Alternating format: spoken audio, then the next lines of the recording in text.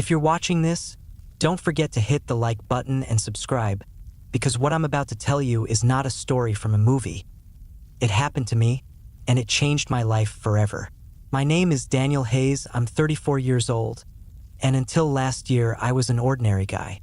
I worked as a police officer in a small town in New Mexico. Nothing extraordinary about me.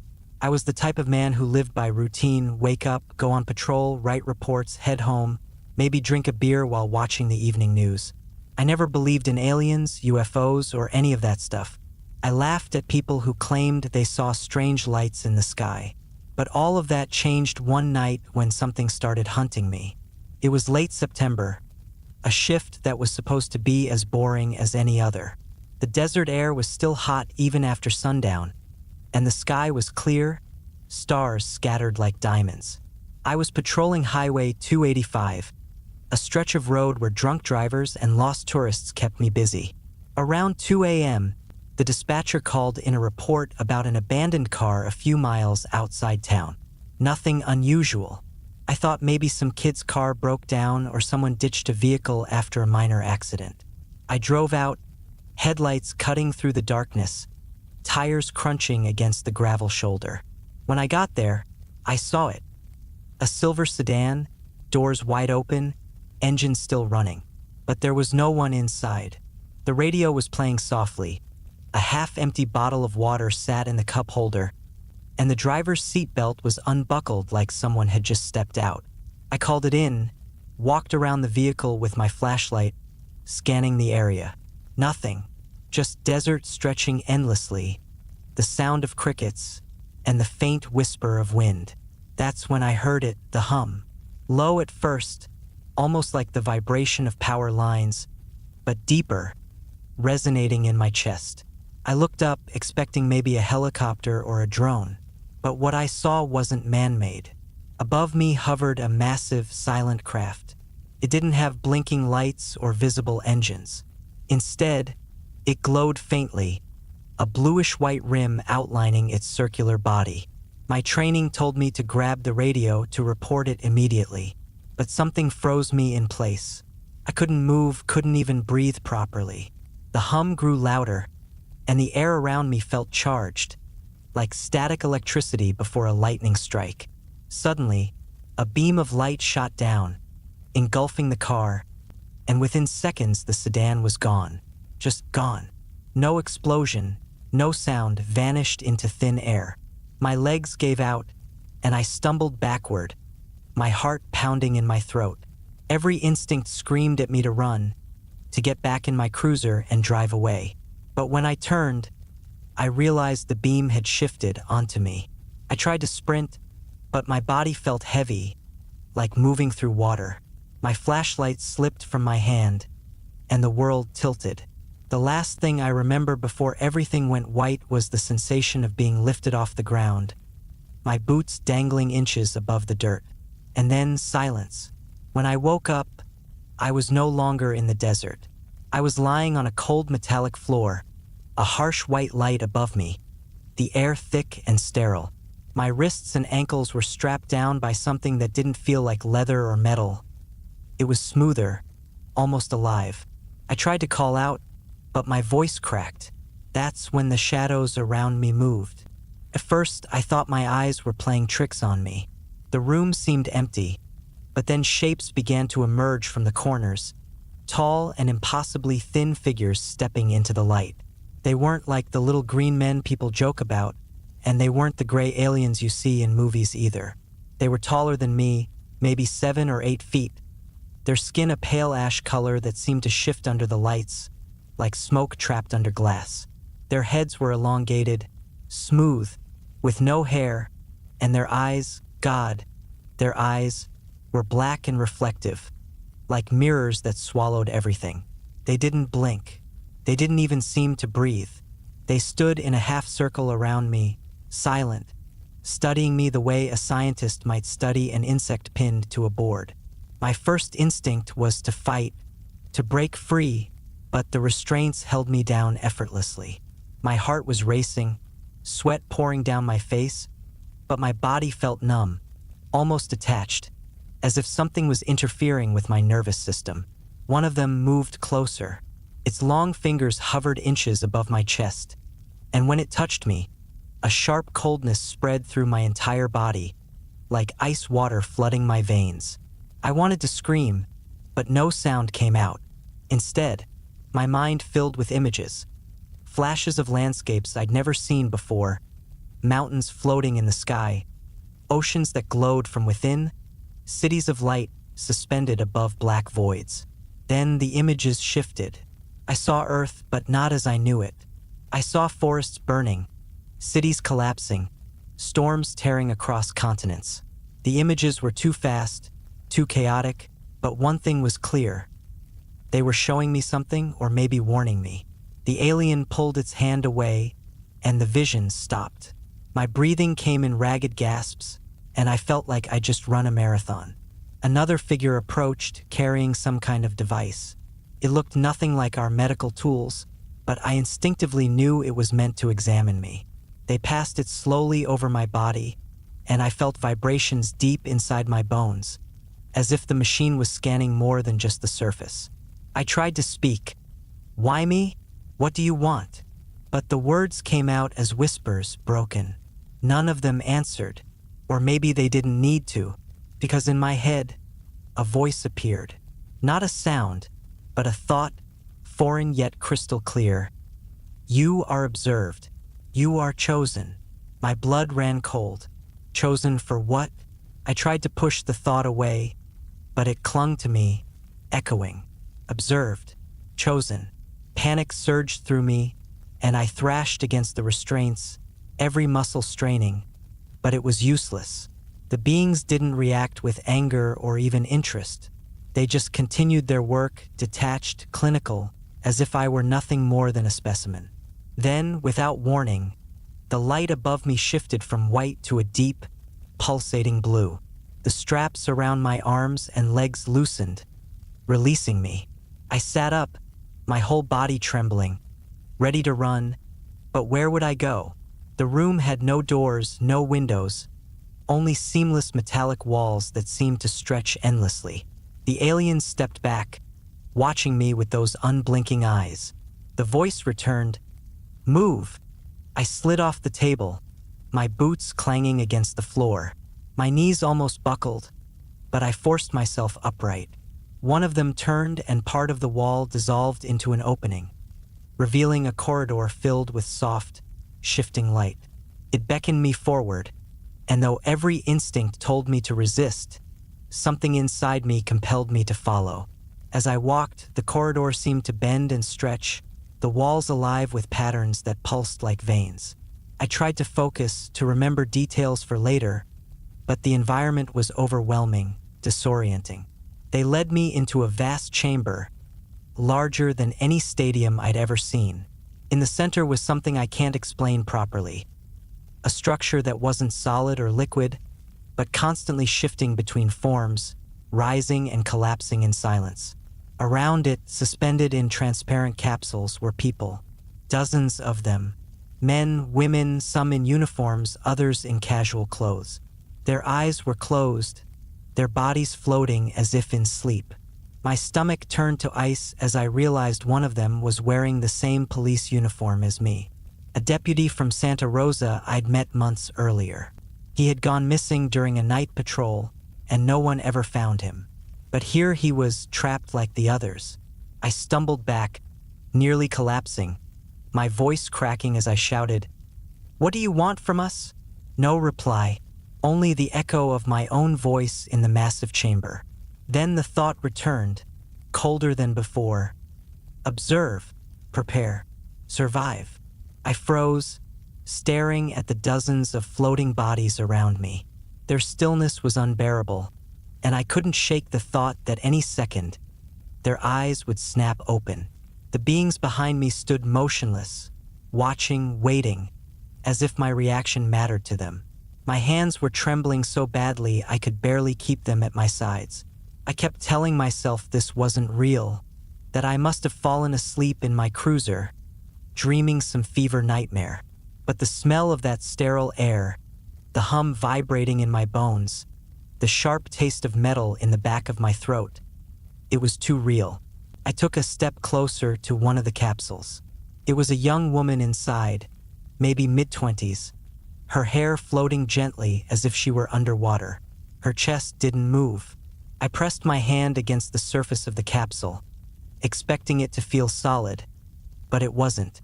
It rippled slightly, like touching a thick liquid. My stomach churned. If I pushed harder, would I go through? Before I could test it, the same cold voice filled my mind again. Not for you. My hand recoiled instantly. I spun around, glaring at the figures. Why are you doing this? I shouted. Why us? For the first time, one of them moved closer, its massive eyes fixed on mine, and in that instant, I felt like it was peeling away every layer of me, looking through memories, fears, everything I ever was.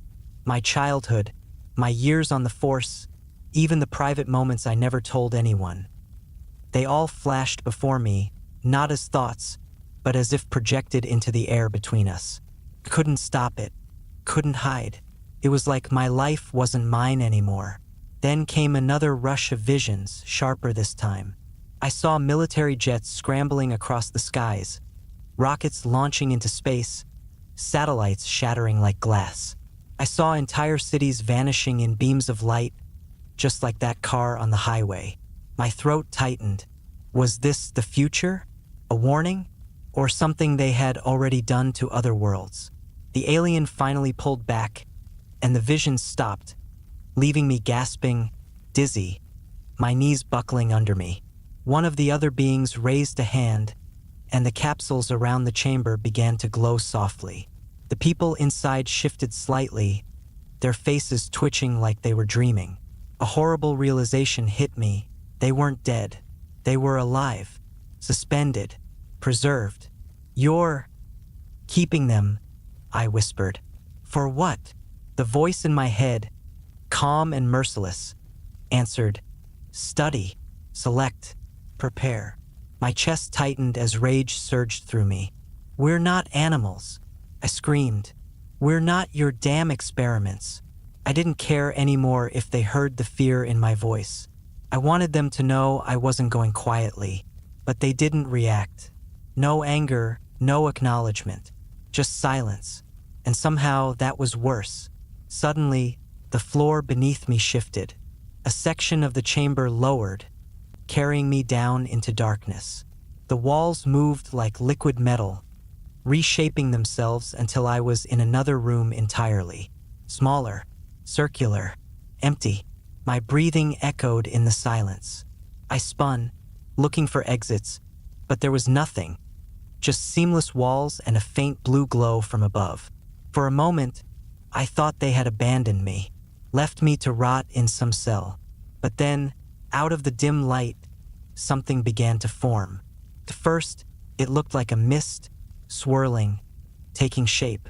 And then I saw it, a figure, human. It was a man, maybe in his 40s, dressed in civilian clothes.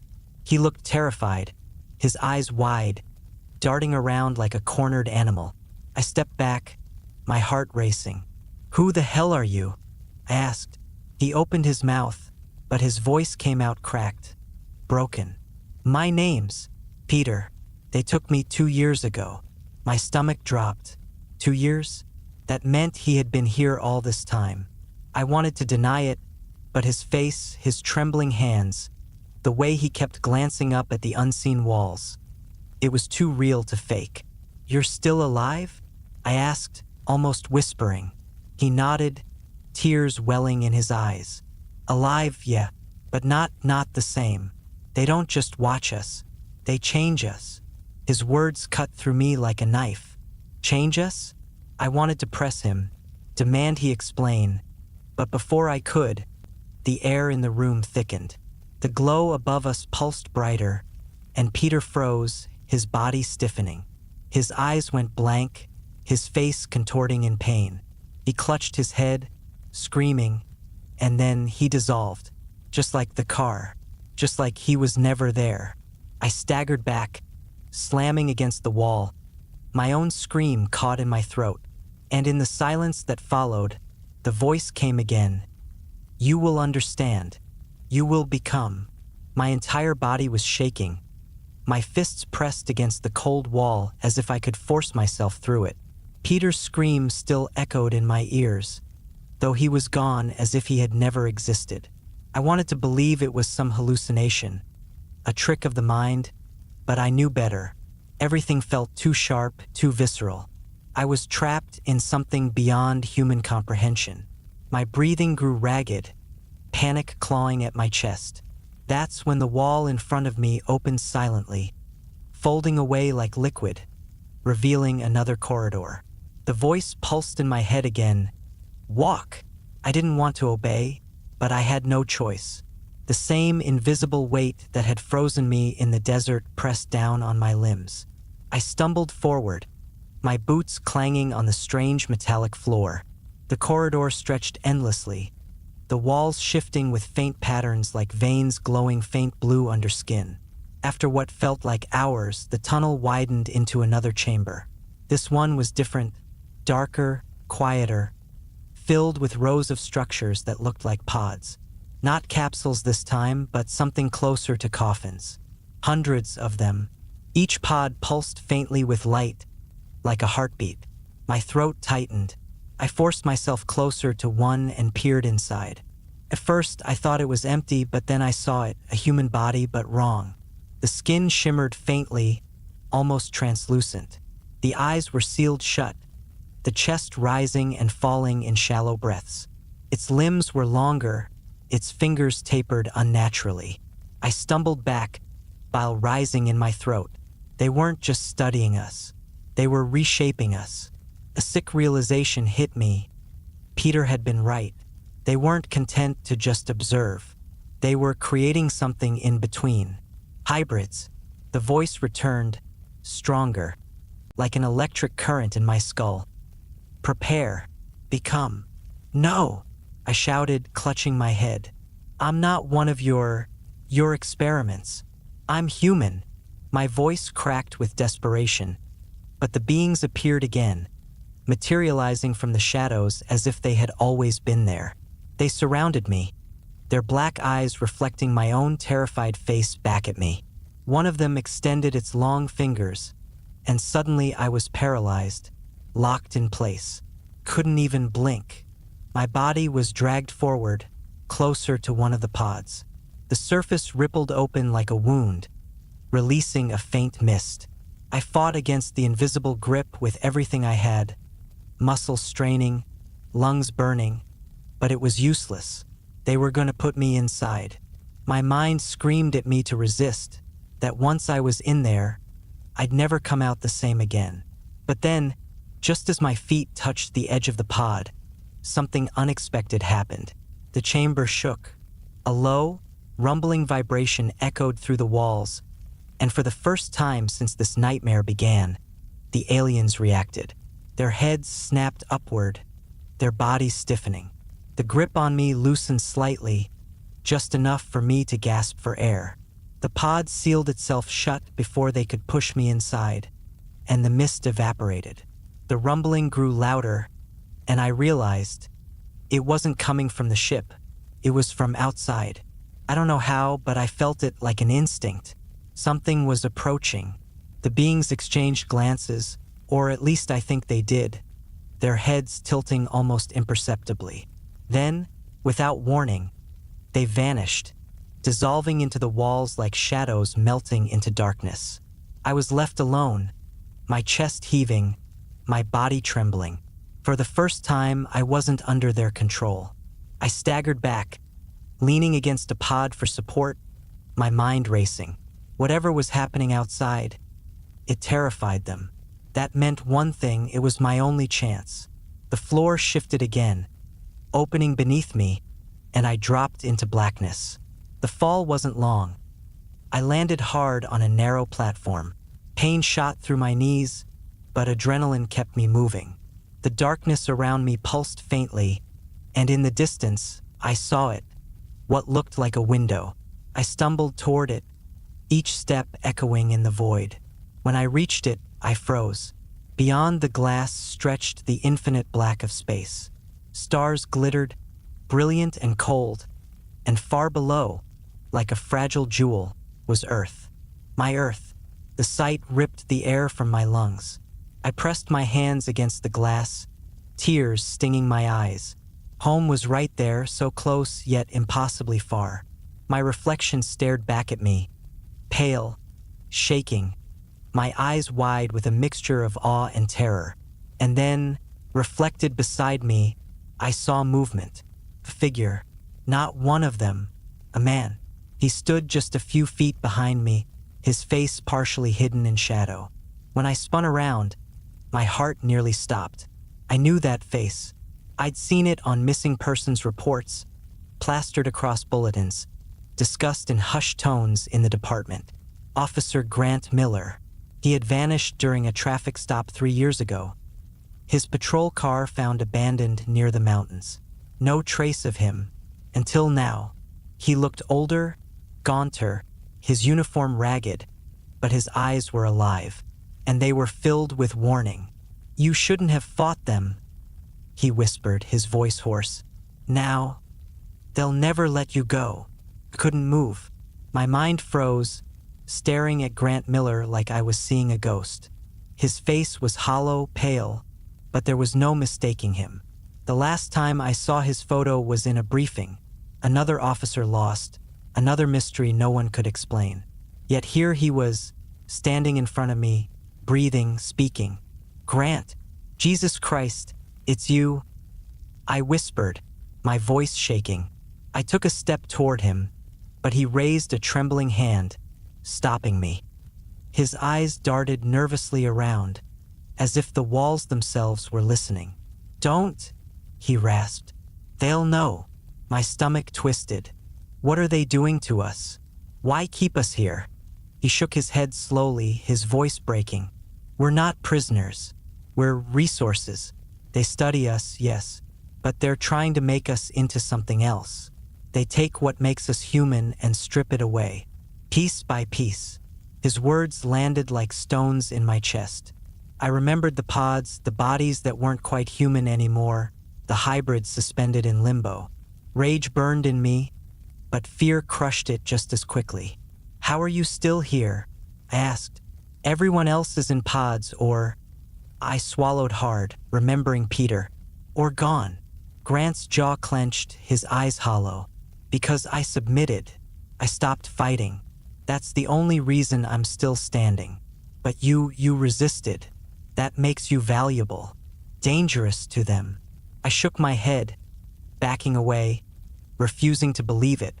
"No, I'm not staying here. I'm going back. I don't care what it takes." His expression darkened, pity etched into every line of his face. "You think I haven't tried? You think I haven't dreamed of running? There's no escape. Once you're chosen, the earth isn't yours anymore. You belong to them." His words hit me harder than any punch, but I refused to accept it. I slammed my fists against the glass wall, my voice cracking. "No, I'm not theirs. Do you hear me?" My scream echoed into the void, and that's when the ship answered. The walls pulsed with light, brighter and brighter, the air vibrating until it rattled my bones. Grant's face twisted in fear. "You've drawn them back," he shouted. He lunged forward, grabbing my arm, his grip surprisingly strong. "Listen to me. When they touch your mind again, you'll see things you can't fight. Don't let them take your thoughts. Don't let them rewrite you." His eyes bored into mine, desperate, pleading. "Hold on to who you are, Daniel. It's all you have left." Before I could respond, he was ripped away. Not by force I could see, but as if the ship itself swallowed him whole. One moment he was there, clinging to me, and the next gone. My knees buckled, and I collapsed to the floor, my chest heaving. The chamber dissolved around me, melting into blinding white. And then the light was inside me. The voice thundered in my skull, stronger than ever. "You are chosen. You will become." Images ripped through me. Stars collapsing, worlds burning, civilizations erased. And then Earth, my Earth, I saw it from above, fragile and small, surrounded by darkness. I saw people screaming, cities crumbling, skies torn open by light. My voice broke as I screamed back into the void. No, I'm not yours. My memories flashed, fighting against the tide. My mother's smile, my first day in uniform, the sound of laughter with my partner on patrol, the simple comfort of drinking a cold beer after a long shift. I clung to them, clawing through the visions, holding on to every shred of who I was. But the pressure mounted, crushing, endless. I felt myself slipping, pieces of me torn away. And then darkness. When I opened my eyes, I was back in my cruiser. The sun was rising over the desert, painting the horizon in gold. My hands gripped the steering wheel. My radio crackled softly. For a moment, I thought it had all been a nightmare. But the clock on the dashboard shattered that hope. It was 6 days later. My uniform was damp with sweat, my throat raw as if I'd been screaming for hours. And in the rearview mirror, I saw something that made my blood run cold. My eyes, they weren't the same. In the reflection, they shimmered faintly, black at the edges, like theirs. My chest tightened as I realized the truth. They hadn't let me go. They had sent me back.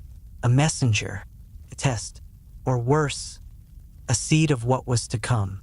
And as I sat there, frozen in that rising dawn, one final thought echoed in my skull, no longer in their voice, but in mine. I was chosen, and soon others will be too.